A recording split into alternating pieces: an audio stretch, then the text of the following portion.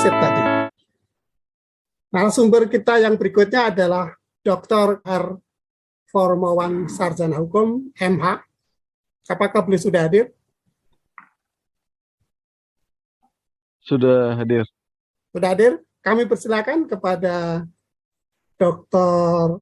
Kami silakan anggota. Ya, silakan. Baik, terima kasih. Assalamualaikum warahmatullahi wabarakatuh. Waalaikumsalam warahmatullahi wabarakatuh. Alhamdulillahirrahmanirrahim. Wassalatu wassalamu ala asyrafil anbiya'i wa mursalin ala sayyidina Muhammadin wa ala sayyidina Muhammad, amma ba'd. Puji dan syukur kehadirat Allah Subhanahu wa taala. Salawat dan salam kita aturkan kepada junjungan kita Nabi Muhammad sallallahu alaihi wasallam, di mana hari ini adalah hari momentum bersejarah dari diangkatnya derajat manusia oleh junjungan kita yang mulia baginda Rasulullah sallallahu alaihi wasallam. Yang saya hormati pimpinan agama cinta Gus Soleh MZ, sahabat saya. Yang saya hormati juga para pembicara, ketua-ketua umum organisasi, pimpinan majelis, dan para hadirin yang berbahagia. Perkenalkan saya, nama saya Baharudin Farwawan. Tadi sudah disampaikan tentang identitas saya. Saya datangnya dari Papua, sementara berdomisili di Jakarta. Sebelum saya menjadi Mabinas PMI, saya juga adalah saat ini sebagai Ketua Umum salah satu organisasi Marhaen, yaitu Pemuda Demokrat Indonesia. Bapak, Ibu, saudara-saudara, sahabat sekalian, hari ini kita berdiskusi tentang sebuah persoalan di mana hari ini adalah hari yang sangat berbahagia karena kita juga merayakan atau memperingati Hari Tahun Baru Islam. Pada kesempatan ini saya disampaikan dari Pak Gus Soleh untuk menyampaikan beberapa materi yang akan saya sampaikan. Saya bilang beberapa karena judulnya ini judulnya cukup panjang. Panjang banget. Nah, ada 3 aspek ini yang saya lihat dari judul ini. Regenerasi saat ini banyak belajar agama di medsos. Pemerintah harus tegas dan mengatur media sosial. Dan yang kemudian adalah guna terwujudnya umat beragama yang membawa kedamaian. Bapak, Ibu, saudara-saudara sekalian, hari ini 1444 tahun yang lalu, tepatnya tahun 622 Masehi, hijrah seorang makhluk mulia di mata Allah, berpindahnya Rasulullah dari Mekah ke Madinah. Berpindahnya Rasulullah ke Mekah ke Madinah, kemudian ini menjadi inisiasi dari para sahabat beliau. Sahabat beliau Umar bin Khattab, Khalifah Umar bin Khattab, kemudian memprakarsai lahirnya sebuah tanggalan Islam, lahirnya sebuah kalender Islam, lahirnya sebuah rotasi perputaran waktu dalam hitungan Islam yang disebut dengan Hijriah. Tahun Hijriah ini kemudian diamini oleh sahabat Rasulullah yang lain, Khalifah Ali bin Abi Thalib, Utsman bin Affan, sehingga kemudian hingga saat ini kita memperingati sebagai sebuah momentum Tahun Baru Islam. Ini bukan hanya tahun baru, tetapi ada momentum bersejarah penting, yaitu bergesernya Rasulullah dari Mekah ke Madinah. Karena kita tahu dari Madinah lah Rasulullah naik ke langit, ke Sidratul Muntaha, dan menerima wahyu dan perubahan segalanya. Termasuk hari ini kita yakini sebagai sebuah nilai ibadah kita, yaitu sholat 5 waktu.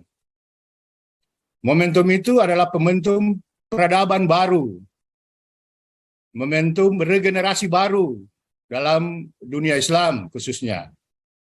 Nah, perputaran waktu terus berlalu, kita terus mengalami babak-babak sejarah dalam peradaban Islam, baik di Timur Tengah, di Indonesia, datanglah wali-wali Songo yang membawa perubahan atas keislaman kita, sehingga kita kenal sebuah Islam yang namanya Islam Nusantara, yang dipelopori oleh keluarga besar Nahdlatul Ulama, dan hari ini kita berada dalam babak baru peradaban milenium.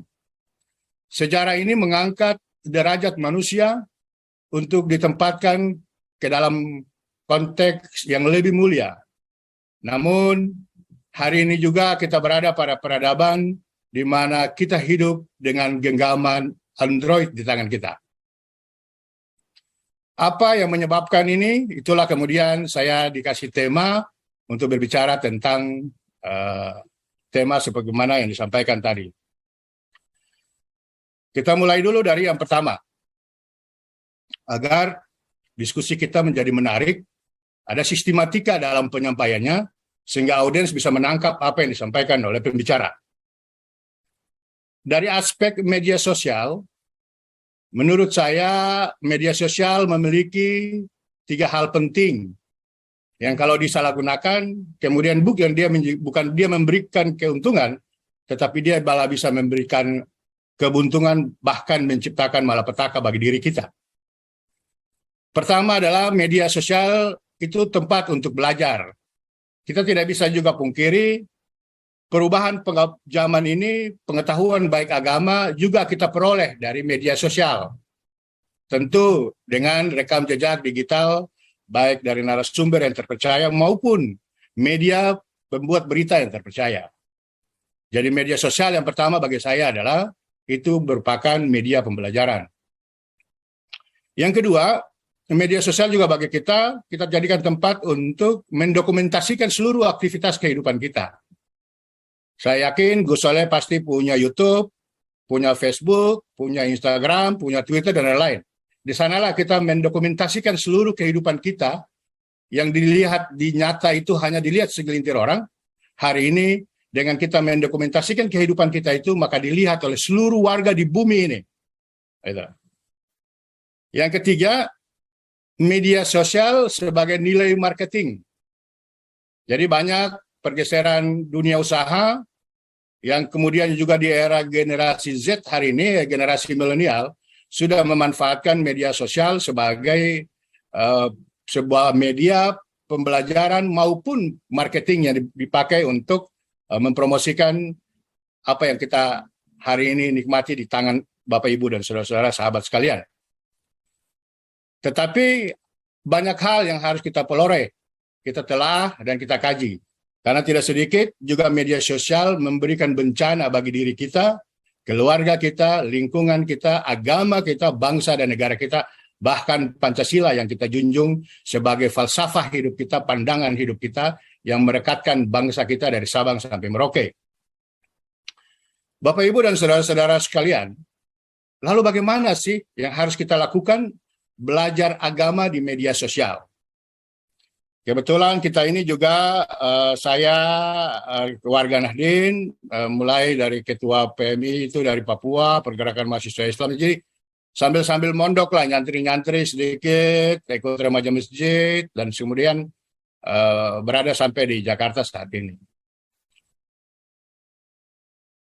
Apa yang harus kita jadikan rujukan? Hukum menuntut ilmu bagi seorang muslim adalah wajib seperti yang dijelaskan dalam surat Al-Mujadalah ayat 11. Jadi surat Al-Mujadalah itu ayat 11 menjelaskan, ya ayyuhallazina amanu iza qila lakum an tafsu fil majalis fafasu yasfaluhu lakum wa iza kalansu fanjuzu yarfa'il ladzina amanu minkum wal ladzina utul ilma darajati wallahu bima ta'malun khabir.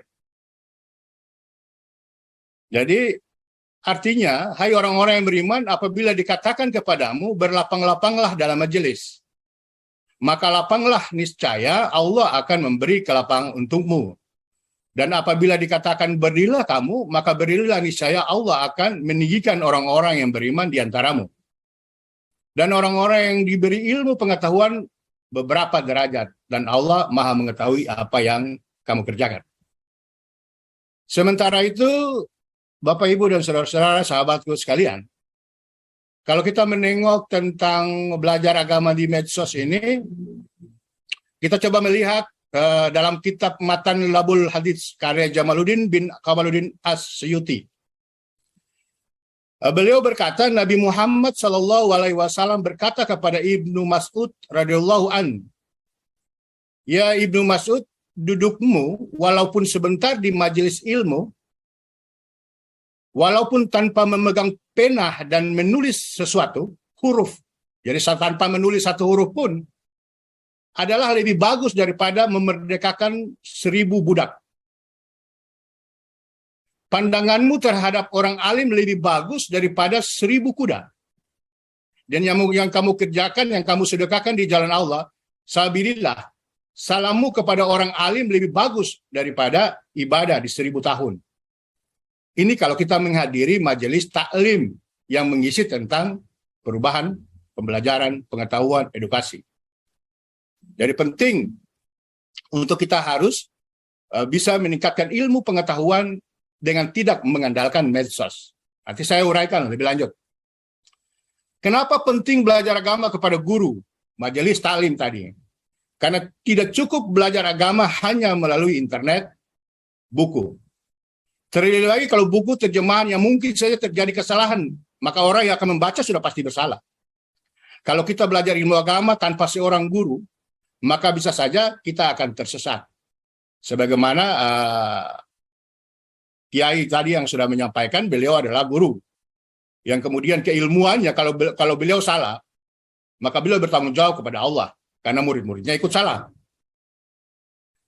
Tapi kalau internet yang salah, medsos yang salah, Facebook yang salah, WhatsApp yang salah, siapa yang bertanggung jawab? Majelis ilmu, kenapa penting? Karena ada penanggung jawab, ustadz, guru-guru kita, kiai-kiai kita. Ya kita mondok atau kita mengikuti majelis taklim. Belajar atau majelis itu adalah sebuah hadis yang dikatakan. Bukan dia mengatakan bahwa ke dunia maya. Fi majelis dunia maya. Enggak. Dia bilang fi majelis taklim. Gitu. Majelis taklim, sebuah pengajian. Hadis ini tidak meriwayatkan ke situ. Jadi guru kita sebenarnya bukan medsos. Gitu. Tapi itu sebagai ilmu pengetahuan yang bisa direkam. Tergantung sumbernya. Tergantung orang yang berbicara. Kapasitasnya, kuantitasnya. Kenapa? Karena keutamaan majelis ilmu mendapat contoh langsung tentang akhlak dan takwa. Dia mendapat contoh langsung kalau kita ada di majelis taklim. Kalau saya sering ke Bogor, waktu almarhum Arifin Ilham masih hidup, saya ke situ. Ke beberapa tempat, ke Cirebon, ke tempat-tempat makam lah, wali-wali. Menghadiri majelis-majelis yang lain, termasuk majelis yang hari ini kita laksanakan. Karena kalau ustadz yang memberikan ilmu dan majelis, tidak mungkin sambil, kalau kita hadir ya, sambil merokok. Tetapi orang yang memberi ilmu, yang di dunia maya itu, bisa saja dia sambil merokok dan menulisnya di kamar mandi. Karena ini kita bicara agama, bicara tentang akhlak dan takwa kita. Nah, orang yang bacanya dengan tingkat keseriusan yang sempurna, orang yang menulis tulisan yang kemudian kita adopsi, nulisnya di kamar mandi atau sambil rebahan atau sambil ngapain gitu. Kita nggak tahu itu. Karena Islam juga bicara tentang akhlak dan takwa. Selain itu, di majelis ilmu kita dapat bertemu dengan orang-orang soleh.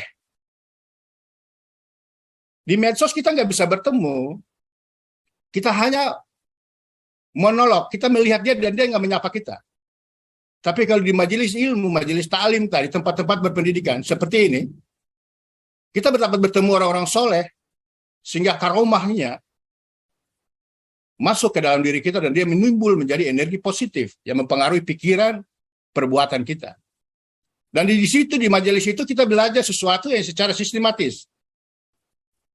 Kalau di medsos kan kita lihat 2 menit, itu udah selesai. Bahkan lihat judul aja langsung narik kesimpulan, padahal belum tengok itu isinya kayak apa. Mengkaji suatu kitab hingga selesai, itulah di majelis taklim. Membaca sampai selesai, bukan baru bab halaman cover, jadi kita udah seolah-olah memahami isinya. Nah, itulah orang Indonesia. Baru belajar tentang A, sudah menguasai sampai Z. Gitu. Sehingga tidak bisa menahan tangannya, tidak bisa menahan lidahnya, tidak bisa menahan matanya. Apa saja mau diangkat jadi status di media sosial. Muncullah masalah. Belajar di dunia maya biasanya tidak sistematis. Seperti yang saya sampaikan tadi. Cara seperti ini akan tidak menghasilkan ilmu yang kokoh. Dan akan membingungkan. Bahkan mungkin saja kita lebih masuk ke ilmu-ilmu yang tidak komprehensif dengan kitab-kitab yang diajarkan oleh majelis-majelis tadi. Itu bagian kedua dari judul yang disampaikan ke saya. Nah, sekarang kita melihat dari spesifik aspek hukum. Kita melihat jurisprudensinya. Dampak dari kita tidak bisa menahan tangan kita, lidah kita yang kemudian berdampak hukum. Dan yang berdampak hukum ini, orang-orang yang berpendidikan tinggi, yang keluar masuk Bareskrim, yang keluar masuk LP, yang keluar masuk pengadilan, dan kita pengikutnya ini juga ikut meneriakan yel-yel. Karena dangkalnya pengetahuan yang kita miliki tentang hukum maupun ilmu agama yang dimaksud tadi. Saya ambil contoh kasus abang kita Ferdinand Hutayat. Di situ ada cuitannya menulis, Allahmu lemah. Nah, kemudian dia dijerat dengan pasal 14 ayat 1 dan 2. Peraturan Hukum Pidana Undang-Undang Nomor 1 Tahun 1946. Di samping itu juga dia dijerat dengan pasal 45 ayat 2 Yunto, pasal 28 ayat 2 Undang-Undang Informasi Transaksi Elektronik dengan ancaman 10 tahun waktu itu. Tidak cukup itu aja. Bang Ferdinand ini orang cerdas, orang berpengetahuan, orang yang memiliki ilmu. Tapi soal agama sabar dulu. Ada juga yang pernah membuat gempar nasional, sosok yang kita kagumi semuanya, juga bisa juga dibenci sebagian orang, yaitu Ahok, Basuki Cahayapurnama. Dia ditetapkan sebagai tersangka dugaan penistaan agama oleh Mabes Polri. Kenapa? Karena persoalan surat Al-Maidah ayat 1, surat Al-Maidah ayat 51. Polisi menggunakan pasal 156A KUHP, Yunto pasal 28 ayat 2 Undang-Undang Nomor 11 Tahun 28 tentang ITE tadi. Dan kemudian sang gubernur kala itu dijerat. Apa sih pasal 156? Itu dia bicara tentang dipidana penjara selama-lamanya 5 tahun barang siapa dengan sengaja di muka umum mengeluarkan perasaan atau melakukan perbuatan yang pada pokoknya bersifat permusuhan, penyalahgunaan atau penodaan terhadap suatu agama yang dianut di Indonesia. Sedangkan dalam pasal 28 ayat 2 Undang-Undang ITE berbunyi sebagai berikut, sebagai orang dengan sengaja tanpa hak yang menyebarkan informasi yang ditujukan untuk menimbulkan rasa kebencian atau permusuhan individu dan atau kelompok masyarakat tertentu berdasarkan atas suku, agama, ras, dan antar golongan. Nah, inilah beberapa kasus-kasus hukum dan tidak berhenti di sini. Hampir setiap hari ketika kita membuka Android kita, HP kita, selalu lewat peristiwa-peristiwa ini. Termasuk saat ini sebagai advokat saya sedang menangani kasus ujaran kebencian dari salah seorang kepala daerah kepada wakil rakyat.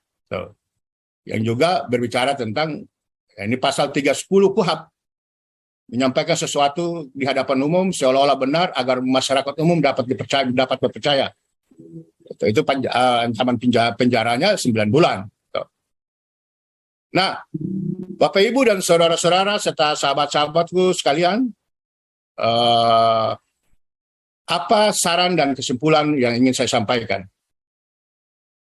Jadilah warga media sosial yang baik dan cerdas. Selalu saring berita terlebih dahulu. Tidak boleh langsung menelaah dan mentah-mentah sebelum tahu faktanya seperti apa. Terutama ilmu agama tadi. Tanyalah guru-guru. Atau carilah referensi 1, 2, 3 yang lebih. Tidak cukup dengan satu referensi kalau kita ingin menjadikan media sosial sebagai rujukan.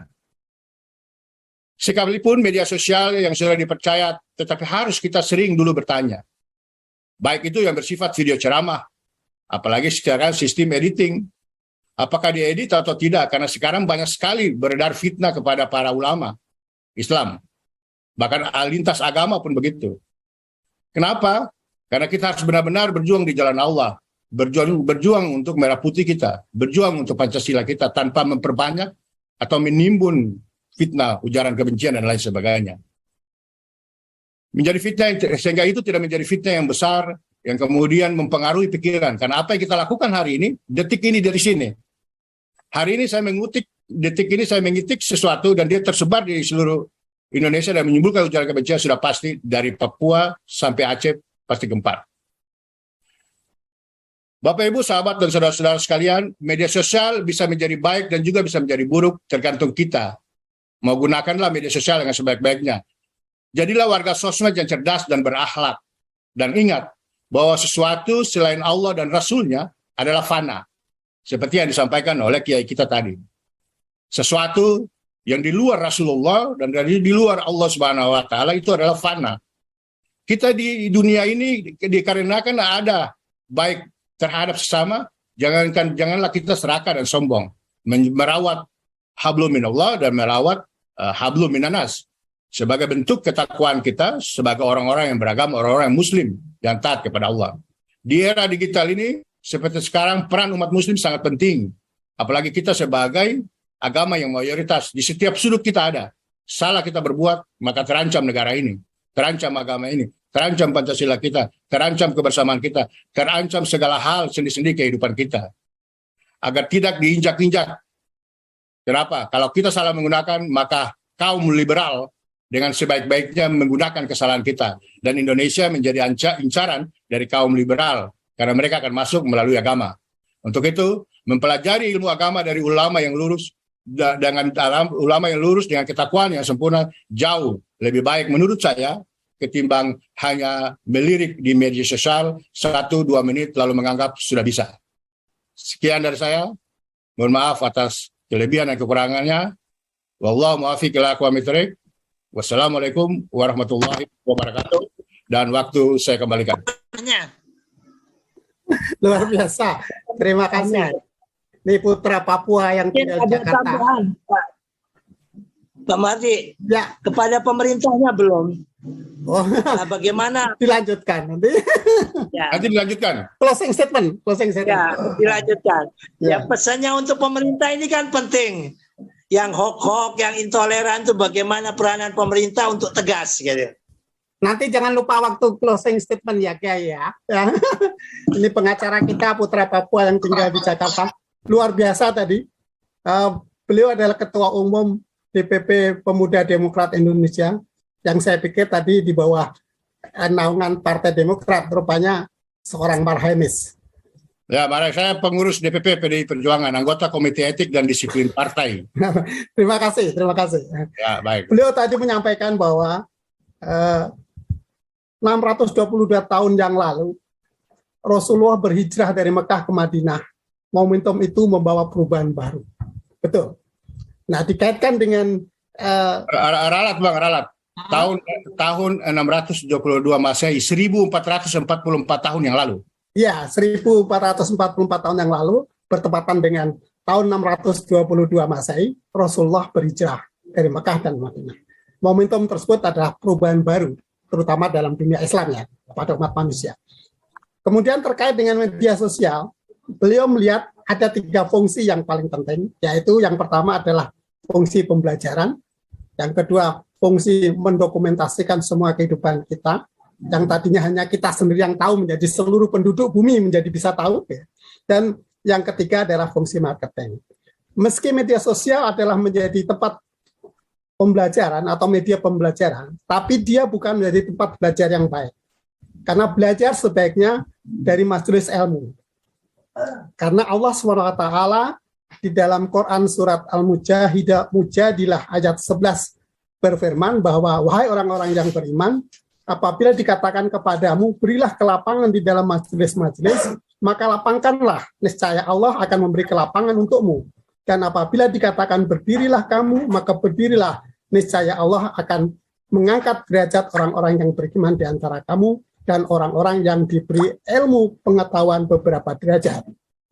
Nah, ini kelihatannya sami'na wa ata'na ya, dengan seorang guru ataupun dengan seorang ustadz. Belajar dalam majelis taklim, kita akan mendapatkan energi positif dari karomah orang-orang yang soleh. Dan juga kita mendapat contoh langsung dari kiai mursyid yang kita ikuti. Kemudian pesan beliau yang untuk kita semua, jadilah warga netizen yang cerdas dan berakhlak. Jangan terburu-buru membagikan suatu berita, apalagi terkait agama, kepada yang lain, tapi bandingkanlah dulu dengan sekurangnya 2 atau 3 sumber yang lain. Gunakan media sosial dengan cerdas dan bijak. Itu pesan beliau. Terima kasih kepada narasumber kita yang memang masih energik, masih muda memang. Seorang pengacara dan seorang politikus, yaitu Dr. Bahar Formawan, Sarjana Hukum MH.